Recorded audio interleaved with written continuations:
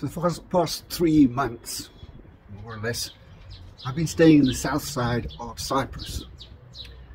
Cyprus is an island which is divided into two halves. One side is controlled by the Greeks and the other side is controlled by the Turks. There was a horrific war here in 1974, not that long ago, still in living memory. And it was quite a horrific war. Eventually, what happened was the Turks formed a line, they call it the Green Line, which goes the length of the island, and the northern side became Turkish Republic of Cyprus, and the southern side remained Greek Cyprus.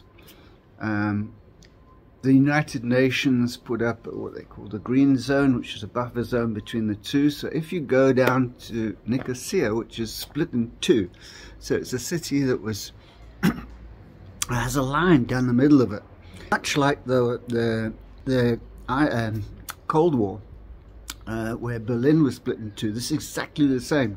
There's still a lot of mistrust between the Turks and the Greeks. The Turkish have retained an army in Cyprus, so it's a Turkish 4,000 troops that are stationed, so that if the Greeks come over, they've got some sort of defense. So there's a lot of mistrust around the United Nations with towers, and today going into the northern Turkish help side of the island for the very first time. So I went for a run this morning, running shirt. I went for a run this morning and I went on a reconnaissance and I found the passport control area. And this morning, after my shower and a nice breakfast, I'm going to venture there. So if something happens to me, you guys know that's where I went. So I need to mention that when this Green Line was formed, there were still many Turks living in the south side of Nicosia, or of Cyprus, and there were a lot of Greeks living in the northern side. So what happened to these people? They were basically hoofed out. Both sides, the authorities, be it Greek or Turk, evicted them, and they left behind these houses which have now become derelict. And they can't be sold because they're still owned, so they just like decay and become more and more derelict. And if they didn't go, the consequences were horrific. You're talking about a war where there was genocide. Whole villages were wiped out.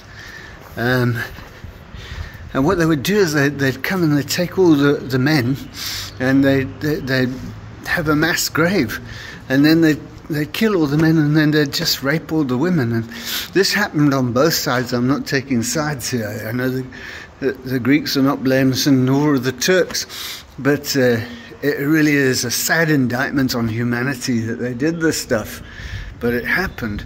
And so as a result, you've got these cities on both sides where there are unoccupied houses which previously belonged to either Greeks or they previously belonged to Turks.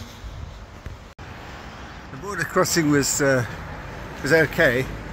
A little bit abrupt, you know, like it's like on the Greek side as if they're saying like, what are you going there for?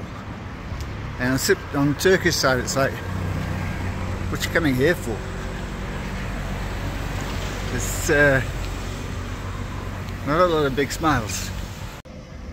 It's funny how there's so few differences and yet so different in terms of the people here in the Turkish side to the Cypriot side. Hey, yeah, I'm on the Turkish side of Cyprus now. Here comes my coffee. Okay. Lovely. It's good enough, isn't it? So I found myself a spot to have some coffee, which is what my objective was today. But I think what I'm going to do is I'm going to go for a run with my passport in my pocket and start running in this part of the world, because it's not scary at all. No, it's not like the other side, but it's not scary.